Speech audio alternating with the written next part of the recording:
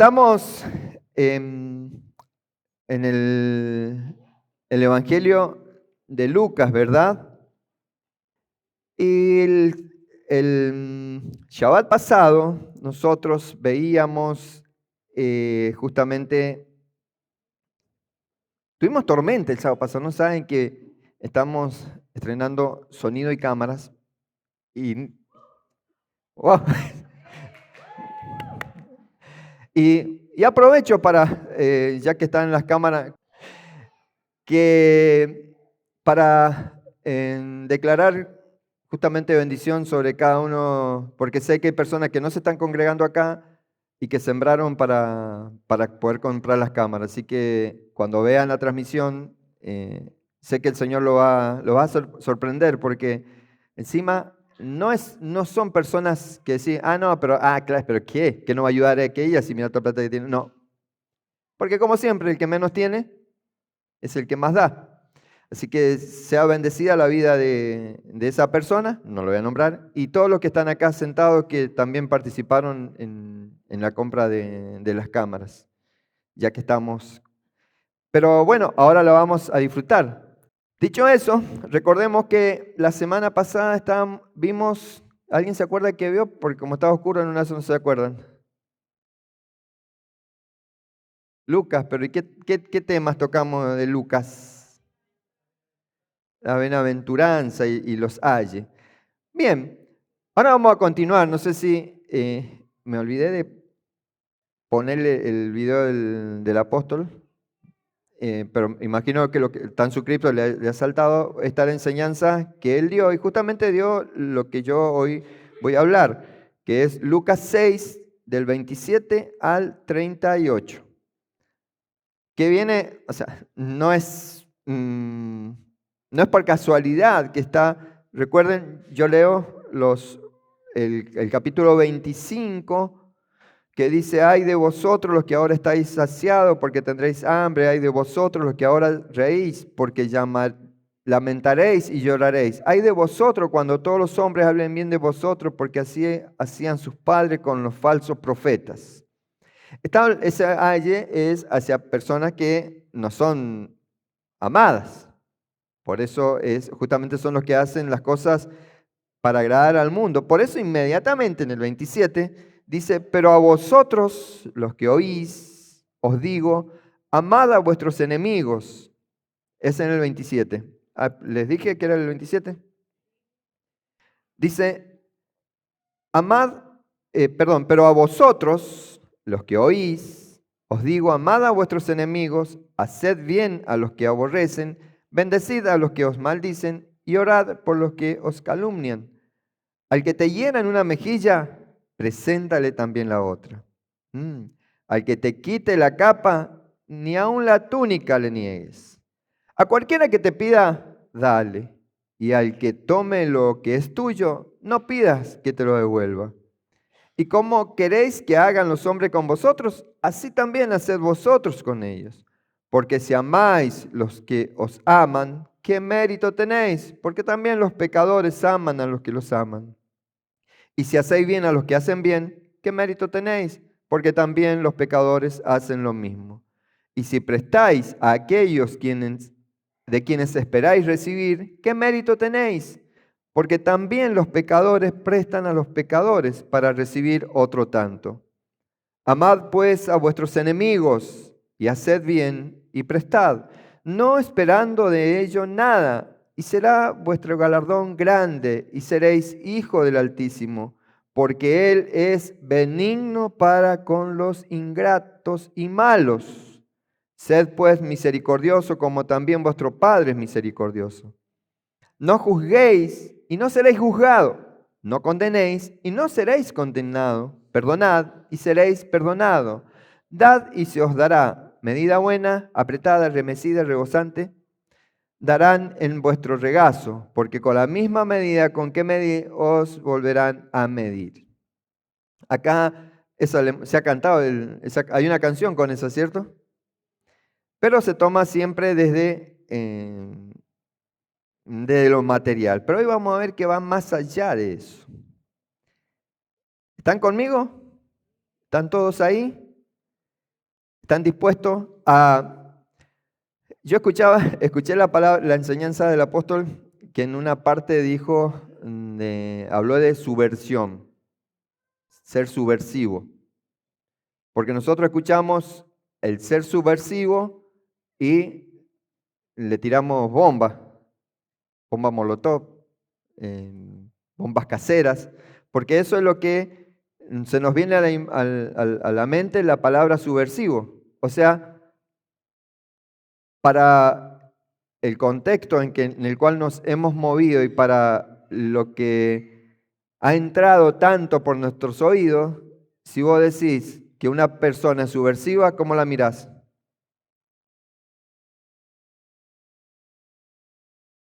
Ni lo invitás a tu casa. Pero yo hoy te voy a pedir que seas subversivo. Porque antes de entrar en esta enseñanza, necesitamos entender algo. Lo que Yeshua dice acá en el capítulo 6 no es simplemente una enseñanza más, una enseñanza moral, ni un consejo para llevarnos mejor con la gente. No es eso lo que está hablando. Es una palabra muy, o sea, decir, profundamente subversiva. Porque ya llegamos. ¿Quién es el ansioso? Porque la palabra subversión significa dar vuelta el orden establecido. Subversión es cambiar las bases sobre lo que algo se sostiene. Y si nosotros venimos hablando de hace rato esa guerra contracultural, esa contracultura, ir en contra de la cultura, ir en contra de la cultura es justamente eso, es subversión. Porque la palabra subversión, lo vuelvo a repetir, no sé que no está no sé si alcanzó a ponerlo Ariel, porque eso se me sumó al final de la enseñanza. La palabra subversión significa en el diccionario de la Real Academia, significa dar vuelta el orden establecido, cambiar las bases sobre lo que algo se sostiene. Y yo creo que el orden establecido hoy en día no está muy en orden lo que se ha establecido.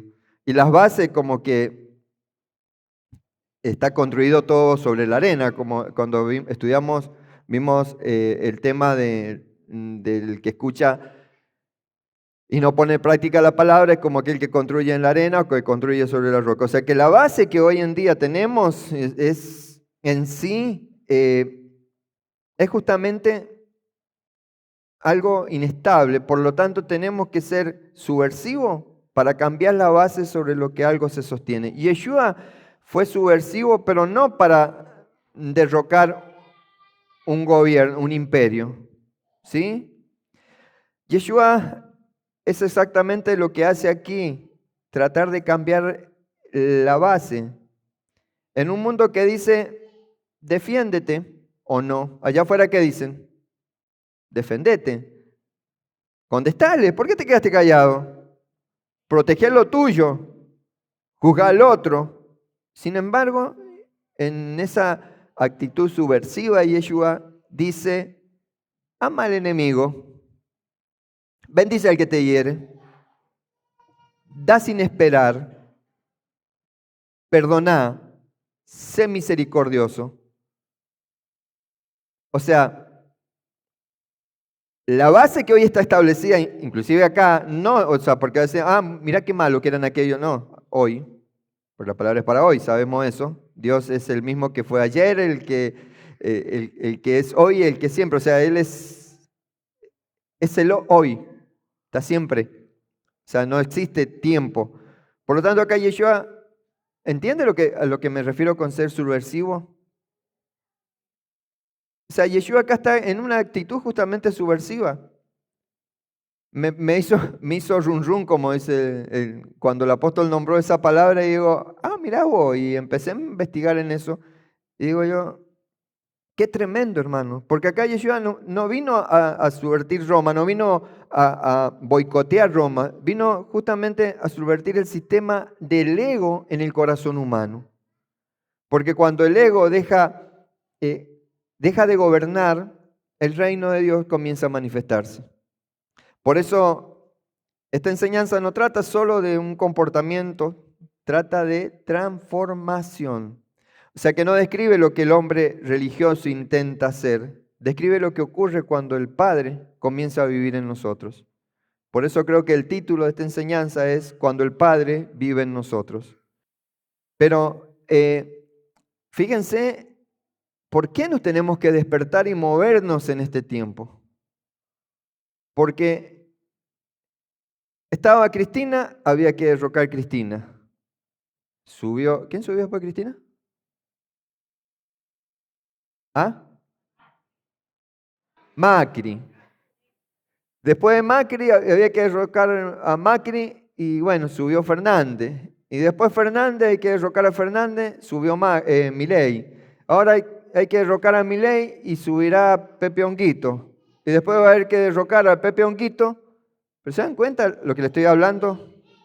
Yeshua no vino a hacer su versión contra el gobierno de turno. Vino a cambiar el corazón del ser humano. Porque ¿de qué sirve? ¿Ustedes se creen que si en el corazón de la persona que asume el poder no hay reino de Dios, van a seguir siendo todos igual? Van a seguir cambiando la figurita, pero vamos a seguir bajo la misma opresión. ¿Se entiende? Por eso nuestra tarea es ser subversivo, pero no como lo ven allá afuera. No vamos a ir a tirar una bomba molotov. Lo que vamos a ir a tirar algo más fuerte, más poderosa, es la verdad del reino de Dios.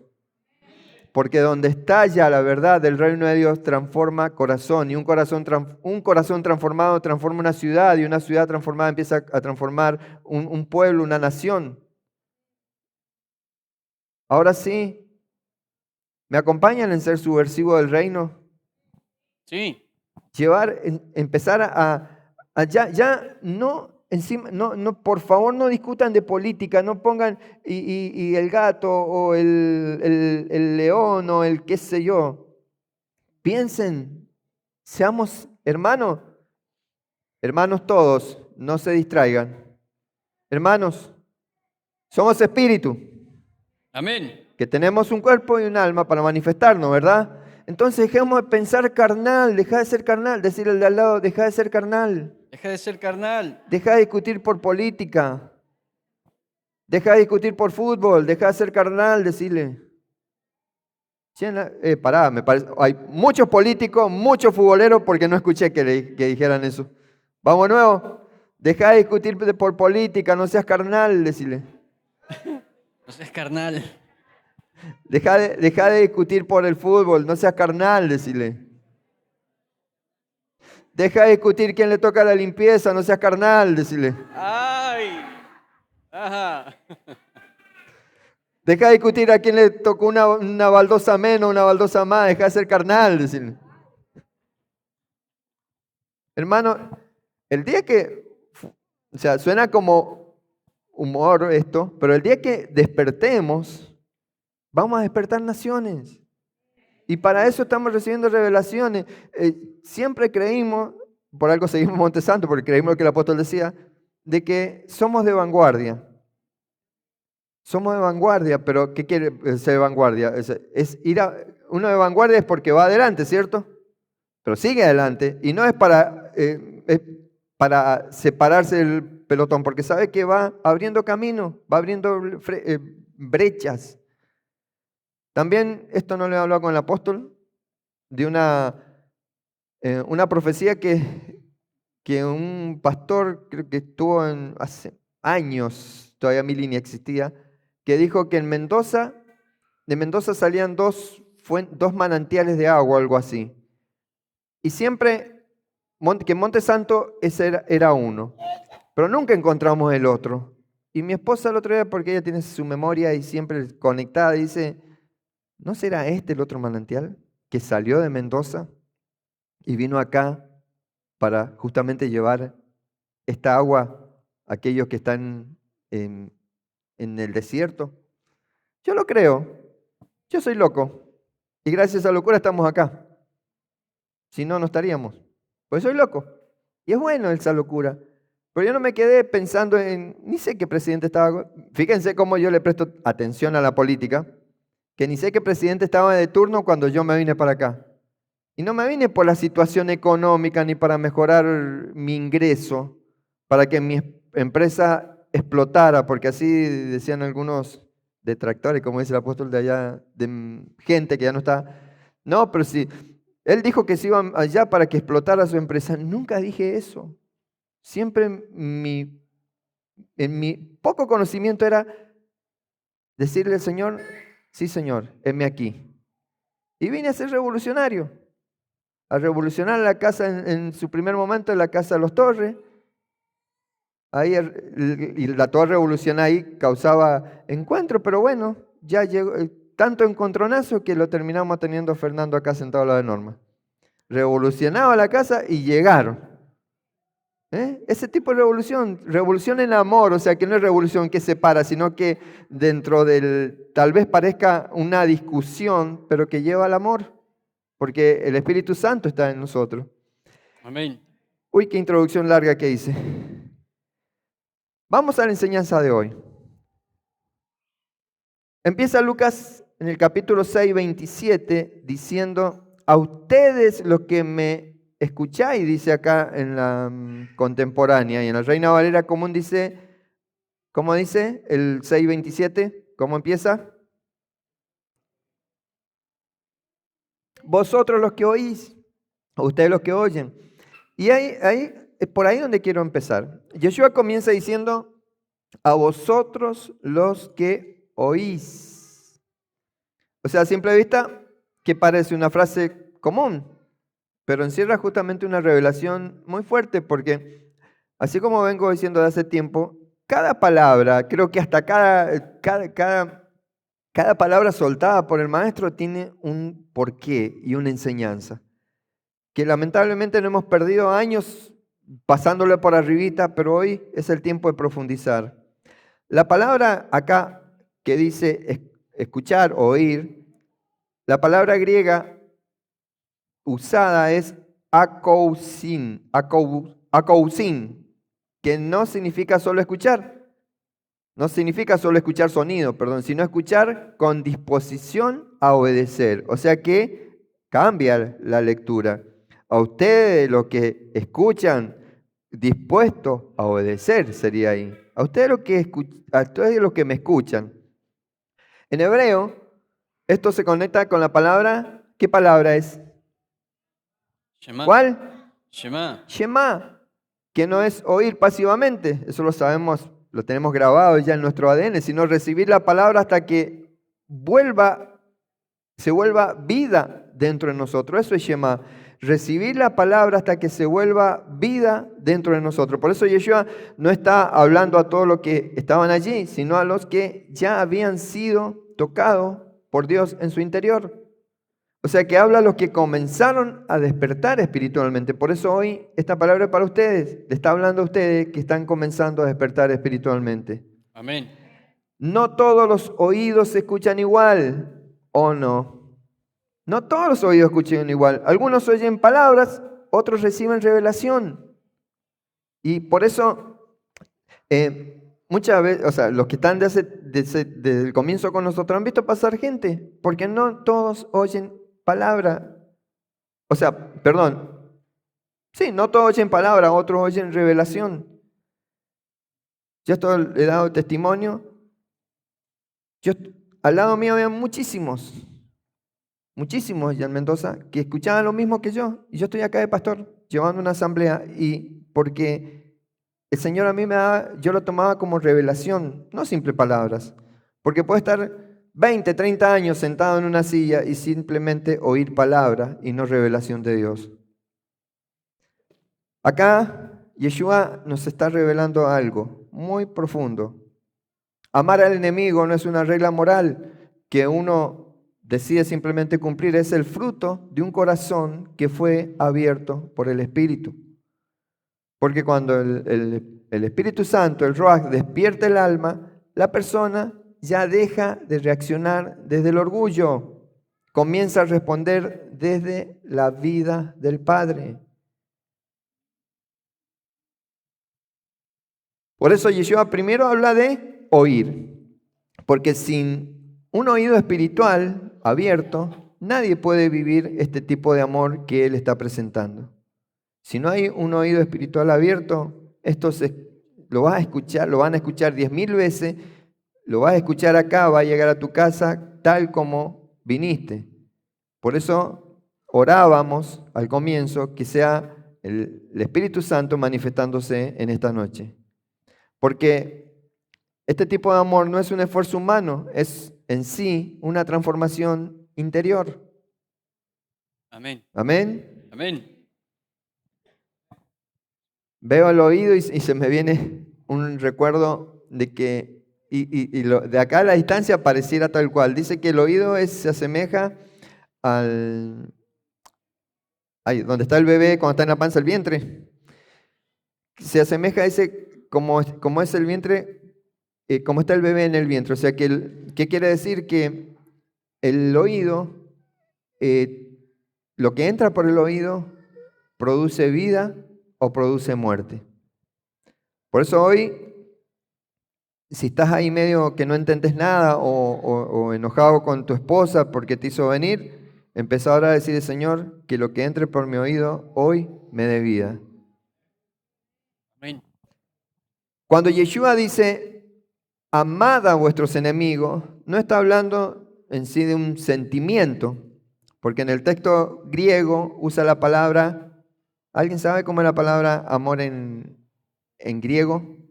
Entonces, la palabra es ágape, ¿sí? Ágape describe un amor que no depende de emoción, sino de una decisión espiritual, porque es el amor en sí que se elige, incluso cuando el corazón humano no lo siente. Ese es el amor que está hablando acá el maestro. Ese que no es emoción, sino que es que lo que está en vos, que es el mismo Padre por medio del Espíritu, te hace sentir amor, no por sentimiento, sino porque nace de tu corazón. En hebreo, este amor se conecta con la palabra Ahabá. ahabá o ahab, que es amar. Pero dentro de esta palabra se esconde algo muy importante.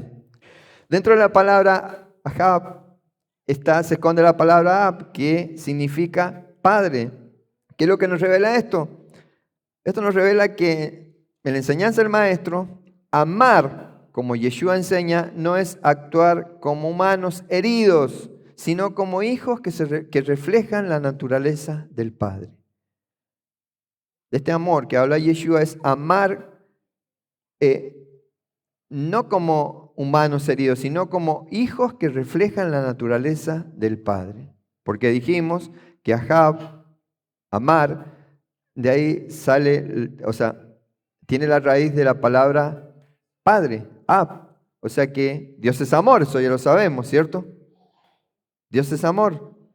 Por lo tanto, amar como Yeshua enseña no es actuar como humanos heridos, sino como hijos que reflejan la naturaleza del Padre. Amén. No sé si están escuchando o simplemente oyendo. O sea que nosotros manifestamos quién es nuestro Padre de acuerdo a cómo amamos y a quién amamos. El enemigo no aparece en nuestra vida por casualidad. Su presencia justamente revela dónde estamos viviendo. Cuando aparece ese que te hizo enojar, no es por casualidad, es porque hemos aprendido de que todo, hasta el pelo que se te cae, Dios lo permitió. Todo Dios lo permitió. Por lo tanto, hermanos, queridos, si alguien te ofendió, es porque Dios lo permitió. ¿Para qué? Para ver qué está viviendo dentro tuyo.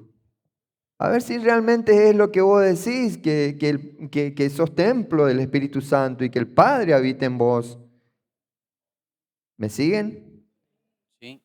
¿Sigo? Bueno. Cuando reaccionamos con enojo, con defensa o resentimiento, el enemigo expone lo que aún no fue sanado dentro de nosotros.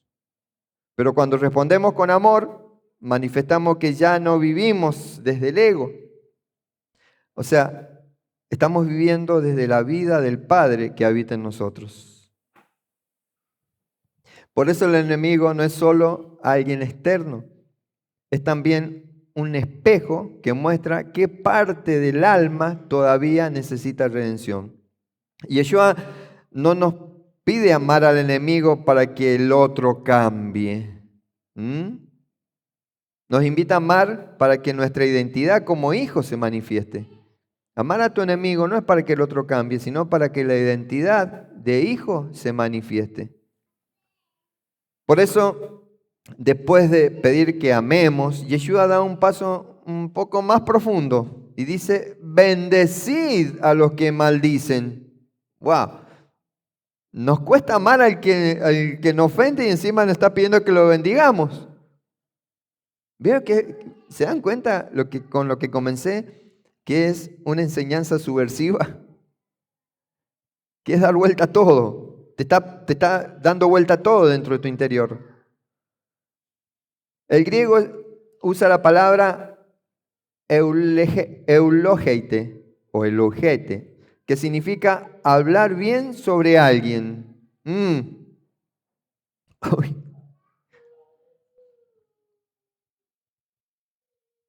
Che, no escucho ningún ay, no sean hipócrita. Ay, yo digo ay. El griego eulogeite, que acá dice bendecía a los que los maldicen, significa hablar bien sobre alguien, pronunciar palabras que traigan bien, no daño.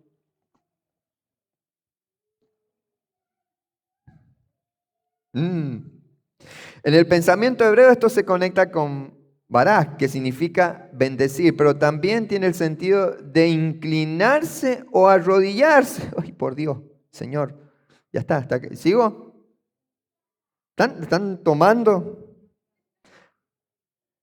O sea, bendecía a los que maldicen. Dice, pero le hemos leído 20.000 veces. Dice, bendigo al que se me cruzó con el semáforo en rojo. Bendigo a aquel que odio tanto, lo bendigo. Pero después, no, pero ese chanta me cuenteó, me sacó, me dijo que me iba a pagar, no me pagó porque es un delincuente. No estás haciendo lo que Yeshua dice. Bendecir quiere decir hablar bien de alguien, pronunciar palabras que traigan bien, no daño. Encima, inclinarse o arrodillarse. Bendecir no es solo decir palabras bonitas, es colocar el corazón en una postura humilde delante de Dios respecto al otro. Cuando alguien nos maldice, nuestra naturaleza humana quiere defenderse o no. Sí. Pero cuando bendecimos, no solo respondemos distinto, cambiamos la atmósfera espiritual del momento. La maldición busca encender el ego, llevar al enojo, la ira, el rencor. Sin embargo, la bendición activa justamente el espíritu. Cuando bendices al que te hiere, tu alma deja de reaccionar desde la herida y comienza a gobernar desde la presencia del Padre. ¿Te das cuenta que amar al enemigo, bendecirlo, no es favorecerlo al otro, sino favorecerte a vos mismo? No es cambiar al otro, sino que vos cambies. ¿Se está entendiendo ahí? ¿Me explico? Por eso bendecir no es debilidad, bendecir es autoridad espiritual. O sea, no bendecís porque el otro lo merezca, bendecís porque tu identidad ya no depende de lo que el otro diga, sino de lo que el Padre declaró sobre ti. ¡Wow! O sea, cuando vos te enojas por lo que los otros dicen, no reconocer lo que el Padre ha dicho sobre ti. Y crees lo que el otro dice, que lo que el enemigo dice. Por eso es que ese Juan, José, no sé, Faustino que te ofendió, no fue él, fue justamente un instrumento usado para ver qué es lo que hay en tu interior. Y así estás en Shalom. Yo aprendí, yo no sé si veo que los años se me están acortando cada vez más y decir, no voy a vivir toda una vida renegando con los mismos. Y digo, bueno, está bien, Señor. Yo los perdono, yo los bendigo. Si es necesario, me voy a arrodillar. Si es necesario ayudar, ayudo. O sea, yo quiero realmente manifestar tu identidad, Padre. No quiero que el ego siga manifestándose en mí. Tremendo. Nos está matando Yeshua con sus enseñanzas en estos tiempos. Dice, al que te hiera una mejilla, ponele un zurdazo en la otra. Porque mejor es dar que recibir, dice. No, eso no se refiere a este caso.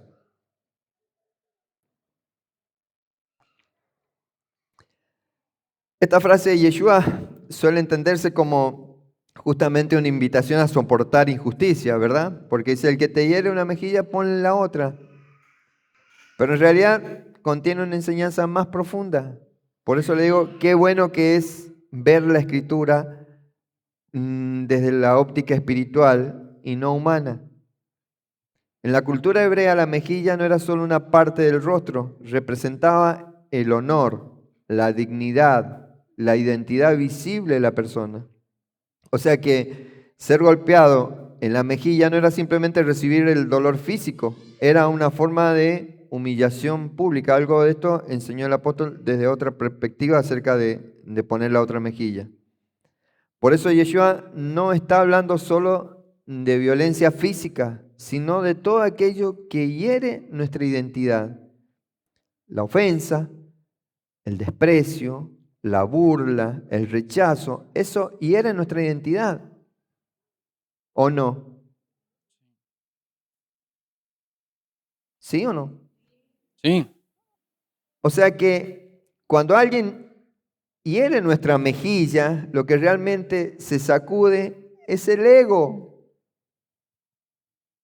Hola. Cuando alguien hiere nuestra mejilla, lo que se sacude es el ego. Nuestra reacción natural es que defendernos para recuperar nuestro honor. Es mi honor lo que está en juego. Ay, no. ¿Sabe por qué dice ay no? Porque yo antes de que me agarrara el COVID, que casi pasó para el otro lado, yo decía, es mi palabra la que está en juego como técnico en refrigeración. Yo no podía dejar de ser técnico, no podía dejar de cumplir, porque era mi palabra la que estaba. Y el Señor casi me hace pasar para el otro lado para entenderme que no era así. Por eso dice, ay no Dios. Ahora no, es Él, yo, mi ego. Por favor, Señor, cada día yo trato, digo, Señor, yo, como dice Gálatas, mi ego, o sea, ese yo está crucificado junto con Yeshua. Por eso, Yeshua nos revela otro camino. El discípulo no vive defendiendo su ego, vive afirmando en su identidad como hijo. No hace falta defenderte. Decirle al de al lado, no hace falta que te defiendas. No hace falta que te defienda. Solamente lo que es necesario es afirmar tu identidad como hijo. O sea, presentar la otra mejilla no significa permitir abusos sin discernimiento. Significa que la identidad del discípulo no depende de la aprobación humana. Él sabe quién es en el Padre y ya no necesita luchar por reconocimiento.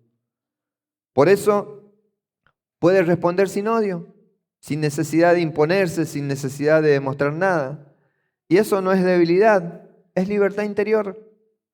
El que vive desde el ego pelea por su imagen. El que vive desde el Padre camina en Shalom porque su identidad ya está segura.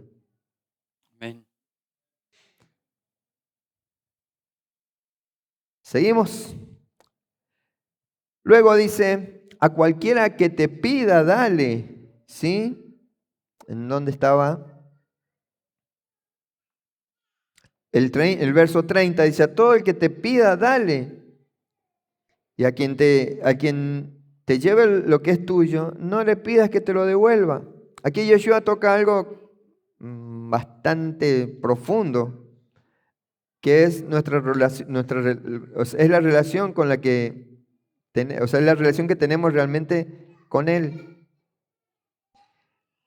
El griego usa el verbo didou.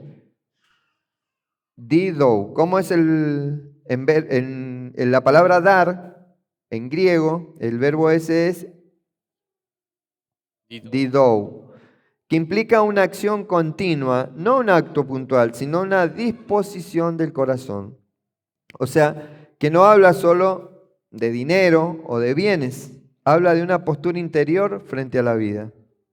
O sea que en el pensamiento hebreo el acto de dar se relaciona, y presten atención, con la palabra Natán. ¿Con qué palabra? Natán. Y si ustedes la han puesto acá, la leen, se puede leer de atrás para adelante, de adelante para atrás, dice Natán, ¿verdad? O sea, no tiene esa particularidad que se lee igual de derecha a izquierda o de izquierda a derecha. ¿Y qué es lo que nos revela esto? Un principio espiritual, y es que en el reino de Dios, dar y recibir no son opuestos, son partes del mismo flujo. El que vive desde el miedo siente que si da, pierde o no. Y el que vive desde el Padre sabe que la vida fluye a través de él. Ya no se preocupa por lo que da, porque sabe que la vida fluye a través del Padre. Yeshua no nos invita a dar por obligación, sino a dar porque ya no vivimos desde la escasez del ego, sino desde la abundancia del reino. Cuando el alma está herida, acumula para protegerse. Cuando el corazón está en Dios, comparte porque confía. Porque dar no empobrece al discípulo, lo conecta con la circulación del cielo. Amén. Amén. El ego acumula y el espíritu hace fluir.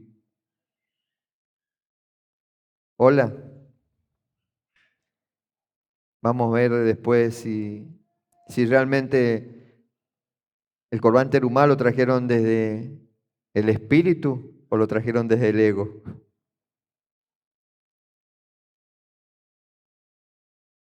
Ah, claro, porque es fácil decirlo de la boca para afuera que yo soy hijo de Dios. Y diga lo que diga el pastor, yo soy hijo de Dios. Bueno, pero acá, según Yeshua, hay que ver la evidencia. Es como, no sé, vas a ir a otro país y te piden el documento. No sé, yo me llamo Juancito Pérez y el documento, no, yo me llamo Juancito Pérez. Diga lo que usted diga, yo soy Juancito Pérez más, pero si no tiene el documento no vas a entrar. Esto es más o menos, o sea, puedes decir lo que quieras, pero tus acciones, o sea, tus credenciales son tus acciones. El día a día muestra que realmente sos hijo de Dios o no. Por eso el discípulo no da para ser visto, ni para recibir algo a cambio. Por eso no nombré a nadie de los que sembraron, sino porque entienden que todo lo que tiene proviene del Padre. El que da sin mirar es el que entiende que todo viene del Padre. Y lo que proviene del Padre, hermano, nunca se agota cuando se comparte. Por eso el dinero siempre tiene que fluir. Siempre tiene que fluir, porque si vos lo estancás por miedo o porque tenés que pagar o no sé, es como que se seca ese pozo. Cuando tenés temor a dar, no estás creyendo en Dios. Dice, lo que proviene del Padre nunca se agota cuando se comparte. Si amáis a los que os aman, ¿qué mérito tenéis? Y es lo que ¿Lo han escuchado alguna vez eso, este versículo? ¿Alguien lo ha escuchado? ¿Sí? Si aman a los que los aman, ¿qué mérito tenéis? Y lo han leído, lo han dicho, pero nunca lo llevaron adentro. Yeshua comienza a mostrar que existe una gran diferencia entre el amor humano y el amor que nace del reino. Amar a quien nos ama es algo natural, ¿o no? Te nace. Oh, pero mira, ¿cómo no amarlo? Mira, si se desvive por mí, hace todo por mí. ¿Es fácil o no? Sería muy ingrato también aquel que si alguien hace todo y no lo ama. Amar a quien nos ama es algo natural. Incluso dice Yeshua, los pecadores hacen lo mismo. Es un amor basado en reciprocidad. Te doy porque me das. Pero el reino no funciona así, amados. El texto griego que usa la palabra de dar es charis. Charis o charis. Charis, perdón. Que suele traducirse como mérito. Pero en realidad significa gracia. O sea, significa favor divino. Significa participación en la vida de Dios. La pregunta acá de Yeshua no es justamente una pregunta moral, es algo muy profundo. ¿Qué evidencia hay de que la vida de Dios está actuando en ti? ¿Mm? Se han puesto después de esta enseñanza, usted pregúntense, y no es para sentirse fracasados. No, no voy más porque soy indigno delante de Dios. No, es para que despiertes. Porque si no venís vas a seguir siendo indigno igual. ¿Vieron eso? Perdón, pero qué ridículos aquellos que dicen, no, porque no me siento digno para ir a congregarme. Como que si no te congregas, no, Dios no está cerca tuyo, no te ve. ¿Lo han visto? No, pero no soy digno, no me siento digno porque con lo que me mandé no soy digno de volver a ir a la iglesia. Pero Dios sigue estando ahí, te sigue viendo, sigue estando al lado tuyo. O sea, ¿qué cambia el venir acá o el estar en tu casa? Dios es omnipresente. Si a alguien por casualidad le llegan a decir así, decirle, che, pero Dios está acá también. Así como va a estar allá, donde cuando nos reunimos, Él está ahí también. El amor humano nace del intercambio. En cambio, el amor del reino nace justamente de la identidad. ¿Qué identidad? ¿De qué identidad? De ser hijo de Dios. Gracias, los que algunos están en duda. Cuando amamos solo a quienes nos aman, nuestro corazón sigue funcionando según la lógica del mundo. Dar para recibir, amar para ser amado, ayudar para ser reconocido. Pero cuando el discípulo ama sin esperar retorno, muestra que ya no vive desde la necesidad del ego, sino desde la plenitud del Padre. O sea, justamente este es el punto donde el amor deja de ser una emoción y se convierte en una manifestación de la naturaleza divina. No amamos así para ganar algo, amamos así porque algo ya ocurrió dentro de nosotros. Porque el reino no se demuestra por lo que decimos creer, sino por el tipo de amor que somos capaces de expresar. Amén. Y acá una vez más, como es mi costumbre, me pongo un poco de autorreferente. Yo mando, no sé, como 500 mensajes cada vez que a alguno de ustedes le llega un mensaje. Y algunos, muchos me han respondido porque te das cuenta que cuando te llega un mensaje en difusión te marca que es difusión. ¿Cierto? ¿Lo han visto? Y muchos me han dicho, sé que este mensaje se lo mandaba mucho, pero también sé que Dios se lo puso porque me hacía falta a mí. Y eso me da gozo, por un lado, pero no me hace bajar los brazos el resto que simplemente me clava en el visto. Hay muchos que están acá, claro, como un mensaje en difusión, ni siquiera gracias por el laburo de seleccionarme en el grupo de difusión para ponerme, nada. Pasa, total. Ah, Capaz que ni lo leen, pero ya el problema no está de ellos y yo no lo hago para que me devuelvan el dedito, pero eso, más que lo que habla de mí por reclamar el dedito, habla más de ellos por no poner el dedito. ¿Me entienden? Si yo lo hiciera por los que me responden y capaz que de los 500, no sé si serán 10 o 15 que recibo respuesta, pero no voy a dejar de hacerlo. No voy a dejar de hacerlo porque lo hago por amor, porque mi anhelo es que aquel que habita en mí esté en más corazones. Y si ese mensajito sirve, gloria a Dios. Y si no sirve, bueno, yo sé que a muchos les ha servido. O sea, tengo un testimonio de Mendoza, de un muchacho que cuando le mandaba los mensajes con el Nokia 1100, ahí él se convirtió gracias a esos mensajes. O sea, miren de cuántos años. Más de 20 años sé que estoy con esa de mandar mensajes. Así que, como verán, si en 20 años no bajé los brazos, me van a tener que bancar, a no ser que me bloqueen, van a seguir recibiendo los mensajes. Seguimos. Dice el maestro, amar a vuestros enemigos y seréis hijo de... Oh. No, chista, a ver, dice así acá. Me parece que me equivoqué. Vamos a leerlo acá. Léelo en tu escritura. Dice, y si alguno te golpea en la mejilla, preséntale también la otra. Si alguien se quita, deja también la capa. Acá, abajo. Para que se me corrió la escritura. Me dice en el versículo que dice... El 35. Exacto, se me ha quedado dado vuelta la hoja. Ustedes deben amar a sus enemigos, hacer el bien y dar prestado sin esperar nada a cambio. Grandes entonces el galardón que recibirán y serán hijos del Altísimo. ¡Wow! O sea que saquen sus propias conclusiones, no voy a seguir. Si no amas a tu enemigo, dice que, según lo que dice Yeshua, amad a vuestro enemigo y seréis hijos del Altísimo. Yeshua repite el llamado a amar a los enemigos, pero ahora añade algo acá decisivo. Y seréis hijos del Altísimo. ¿Qué significa esto? Esto significa que amando nos ganamos el derecho de ser hijos.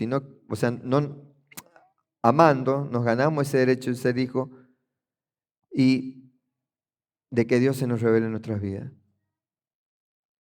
En sí, perdón, vuelvo porque acá leí, está mal escrito. Amando no es que ganemos el derecho de ser hijo amando, sino que el amor revela de quién proviene en nuestras vidas. O sea, si nosotros amamos podemos amar a alguien,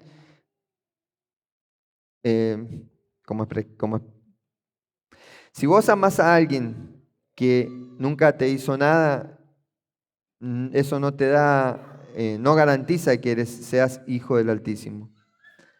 En el pensamiento hebreo, ser hijo no es solo un vínculo biológico, es reflejar la naturaleza del Padre.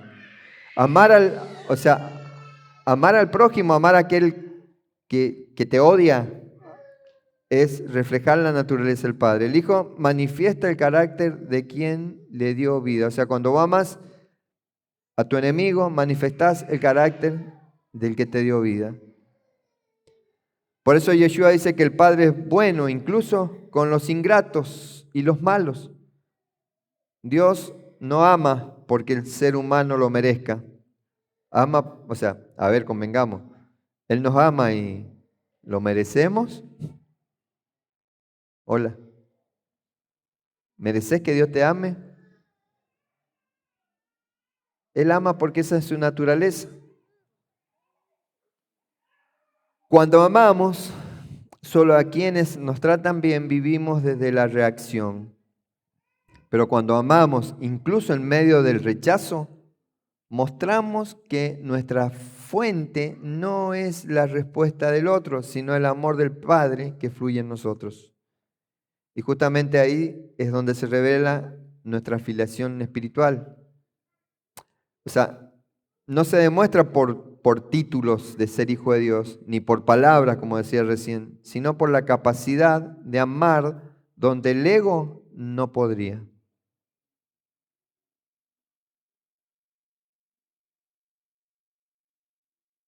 Nuestra filiación, ser hijo de Dios, no se demuestra por título ni por palabras, sino por la capacidad de amar donde el ego no podría.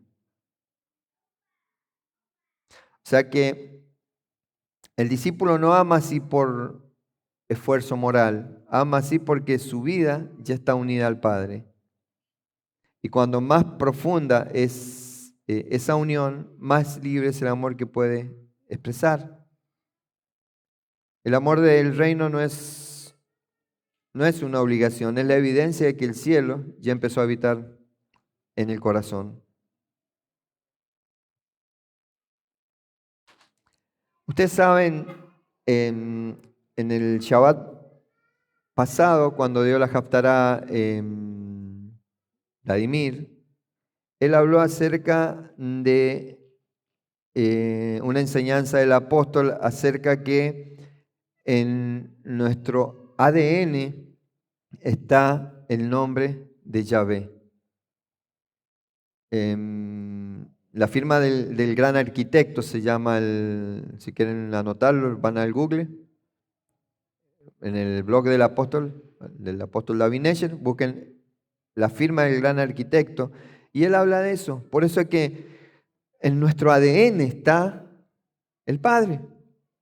O sea que nosotros tenemos que, o sea, es como que estamos boicoteando nuestro propio ser al no amar.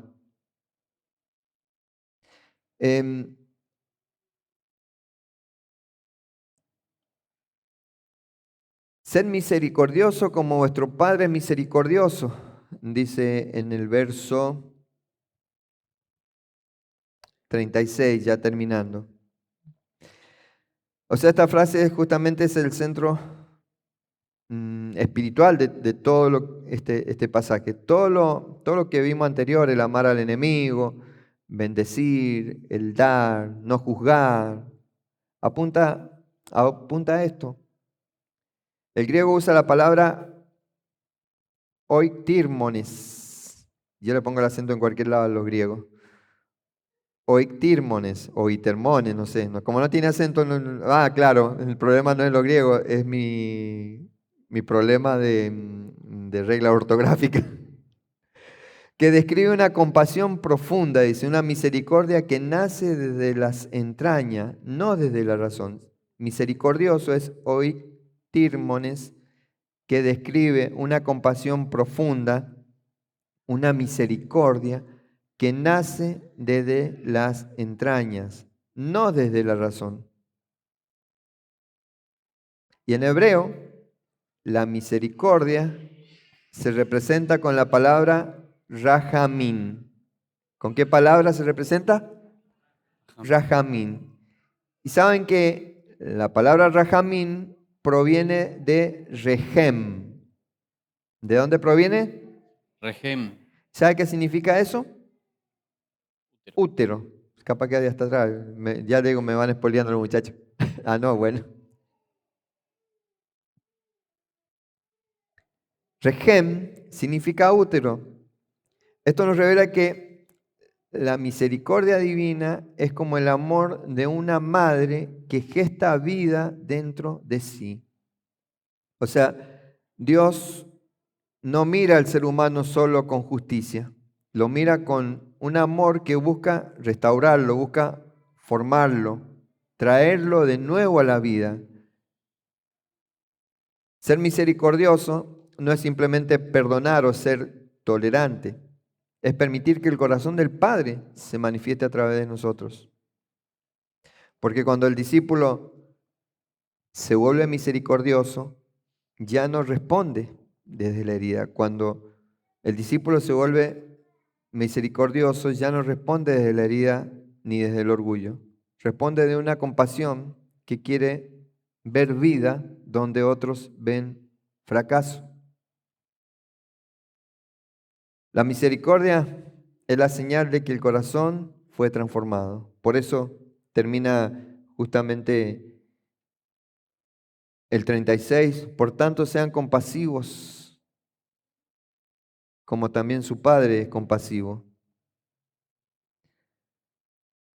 La misericordia es la señal de que el corazón fue transformado. El ego, ¿qué hace el ego? Exige justicia inmediata. Ahí, ver en las redes el grave violencia que hay en las calles.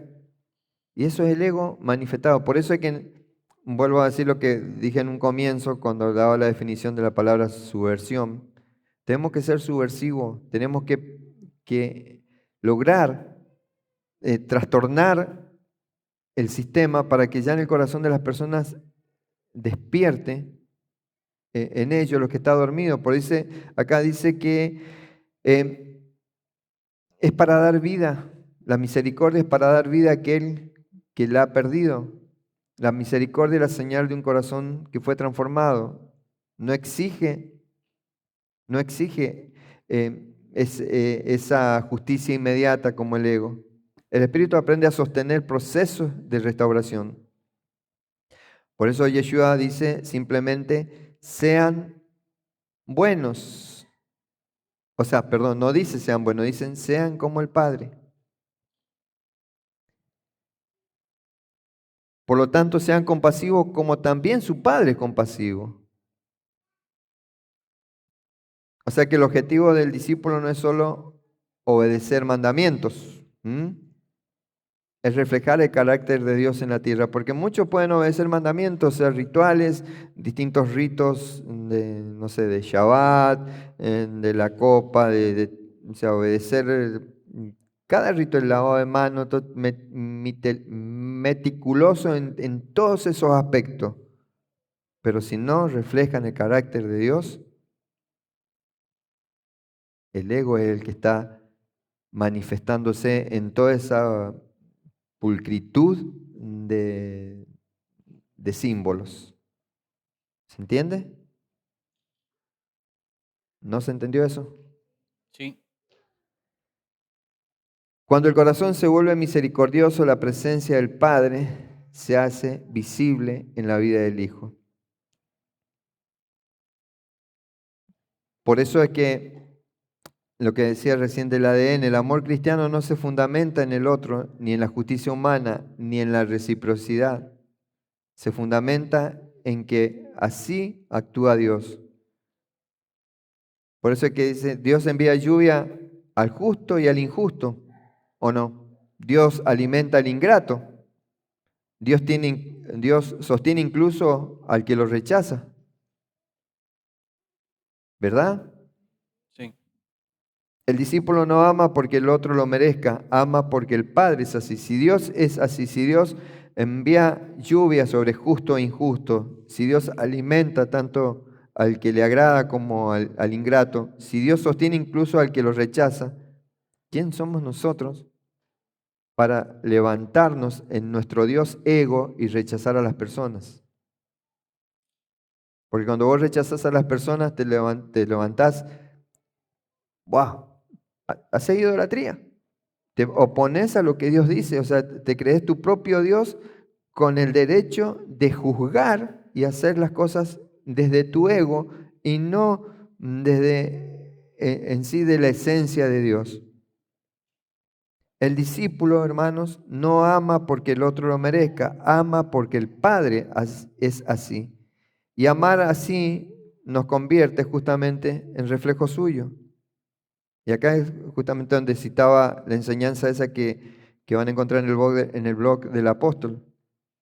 No significa que el nombre de Dios, o sea, esté escrito en nuestra molécula, sino que la vida misma fue diseñada para reflejar su carácter.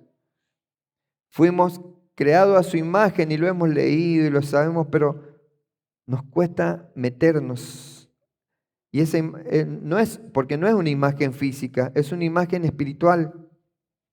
Es la capacidad de amar, de dar, de perdonar, de generar vida. Muchos se justifican, no, porque somos hijos, hemos sido creados a imagen y semejanza de Dios. Ajá. ¿Estás manifestando esa imagen? ¿Tenés la capacidad de amar, de dar y de perdonar y de generar vida como el Padre? ¿O de tu lengua sale muerte? O sea, podríamos decir que en sí que el ADN espiritual del discípulo se activa cuando vive como el Padre vive. No portamos el nombre como un código biológico, sino como una vocación. Ser en el mundo una manifestación visible de la misericordia divina. Esa es nuestra vocación. Así amar al enemigo no es solo obedecer un mandamiento, es permitir que la huella del Creador se haga visible en nosotros. Decir que sos hijo de Dios, decir que Dios es tu Padre, y le decís papito y mi papá y Abba, pero no amas a aquel que te ofendió, hermano. Como decía Yeshua, tu padre es el padre de la mentira, porque estás mintiendo. No juzguéis y no seréis juzgados, no condenen y no serán condenados, perdonen y serán perdonados. El Padre nuestro, cada Shabbat, y no sé si en su casa lo harán, perdona nuestras deudas como así como nosotros perdonamos a nuestros deudores. Y lo repetimos con un verso.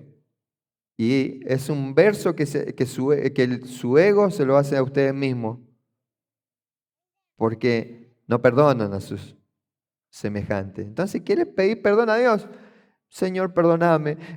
Te pido perdón porque sé que esta enfermedad que tengo es a causa de tal o cual cosa, pero no perdonás al que te ofendió. Y le pedís perdón a Dios. Entonces, ¿qué hacemos con el Padre Nuestro? La oración clásica, la oración base, tremenda oración, tremenda revelación que yo creo que sintetiza cómo tiene que ser la vida de un discípulo. Después de hablar de la misericordia del Padre, Yeshua dice, no juzguéis y no seréis juzgados, no condenéis y no seréis condenados. En el griego la palabra es krino, que no significa solo evaluar o discernir, o sea, en el juzgar, sino ponerse en el lugar del que decide la sentencia. Es el acto de colocarse por encima del otro, de definir su valor, su destino o su condición. Juzgar es colocarse por encima del otro, de definir su valor, su destino o su condición. ¡Wow! Señor, perdón.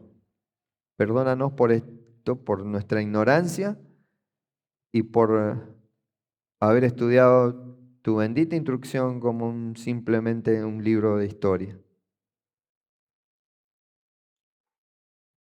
En el pensamiento hebreo, el juicio pertenece a Dios porque Él ve el corazón completo. El único que puede hacer juicio es Dios, porque Él es el que ve el corazón completo, la historia entera. Él ve los procesos invisibles del alma. El ser humano solo ve fragmentos.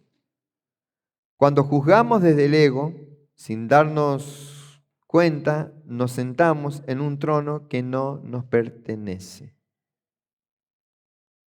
Está bien, tenemos que juzgar con sano juicio y todo, o sea, porque, a ver, por ahí, em, a veces la palabra la malinterpretamos o a lo mejor la hemos mal aprendido y decimos, o sea, sí tenemos que juzgar.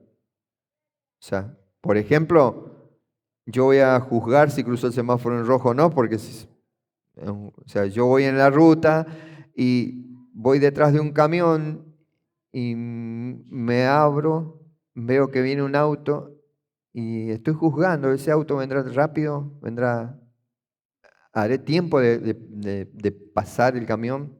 O sea, juicio hacemos, pero al tema del juicio que no tenemos que hacer, que no sé si ese juzgar con sano juicio, yo creo que no se refiere a esto, pero a veces nos confundimos, porque cuando juzgamos a otro ser semejante, nos estamos poniendo en el lugar que es el único que puede juzgar es Dios.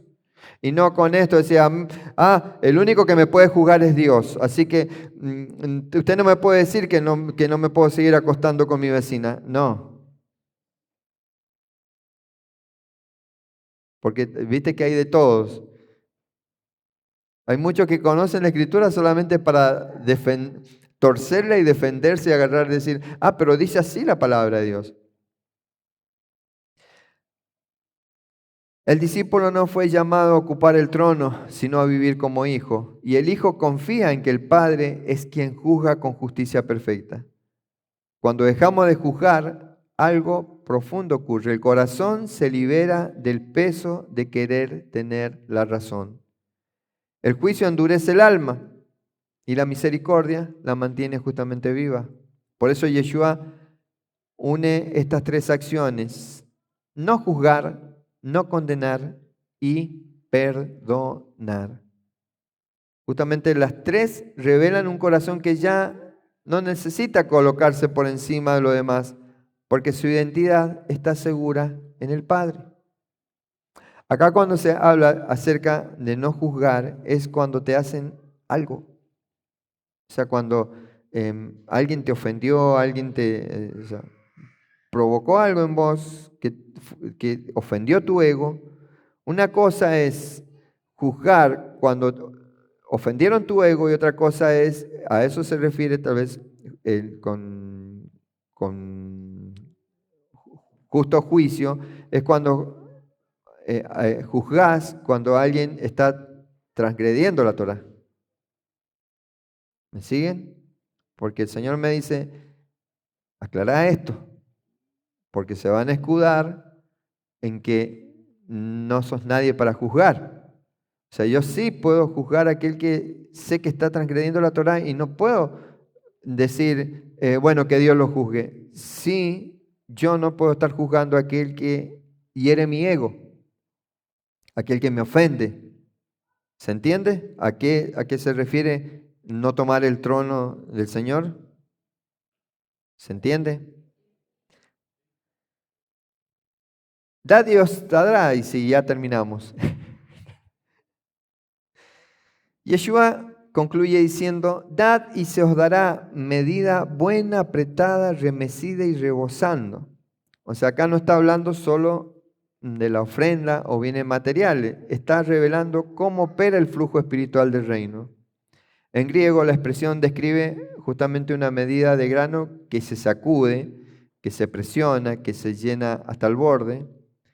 O sea que la imagen es clara, Dios no responde con escasez, responde con abundancia. Pero acá luego Yeshua añade algo clave. Con la misma medida con que medís, os serás medido, o os volverán a medir.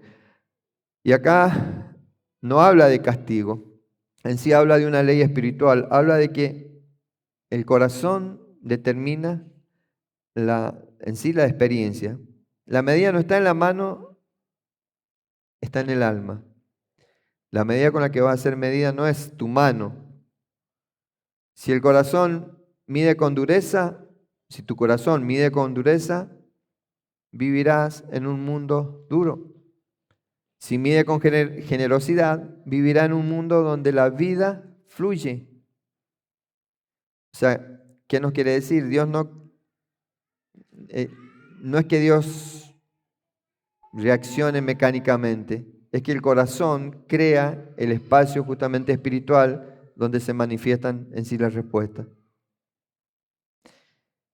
El discípulo que da amor, misericordia, perdón, generosidad, no está perdiendo nada. Lo que está haciendo es configurar el mundo espiritual en el que vivirá. A eso estamos llamados, a configurar el mundo espiritual en el que vivimos. El ego, ¿qué hace? Mide para protegerse. Y el espíritu mide para que la vida en sí circule. Por eso Yeshua no termina con una orden, termina revelando una realidad. Tu corazón es la medida del mundo que experimentas. Tu corazón es la medida del mundo que experimentas. Por eso, todo este discurso de Yeshua en sí no es una lista de mandamientos, es la descripción del corazón transformado. Que dice que el discípulo del reino ama porque vive desde el Padre, bendice porque su identidad está segura, da porque confía en la abundancia divina, no juzga porque dejó el trono en mano de Dios. No juzga porque él dejó el trono en mano de Dios. El discípulo es misericordioso porque el amor del Padre habita en él. O sea que este pasaje no define lo que debemos intentar ser, lo que hace es revelar lo que comienza a manifestarse cuando el reino realmente toma nuestro corazón. ¿Vieron que vamos a ser subversivos? ¿Estás dispuesto a ser subversivo? ¿Estás dispuesto a que recuerden la enseñanza? El primer acto subversivo lo estás haciendo con tu ego. El primer acto subversivo lo estás haciendo contra tu ego, contra tu alma. Que el que me pisoteó mi dignidad. Imagínense Yeshua. No le pisotearon la dignidad porque él no tenía ego, pero imagínense él, le escupieron la cara, le clavaron la corona de espina, lo empujaban, le gritaban más allá de los latigazos que le dieron. Y a vos te han hecho, te han hecho un 0,00001% de lo que le hicieron a Yeshua, esa persona que tanto odias, que tanto te duele, que te ofendió, te hizo un 0,00001% de lo que le hicieron a Yeshua. No, hermano, nosotros no tenemos ni idea de lo que vivió Yeshua. Y sin embargo, es mi dignidad. Y aquellos que defienden el apellido, que no se metan con el apellido. Volvamos al Padre, seamos subversivos primero con nosotros y manifestémonos como justamente hijos del Padre.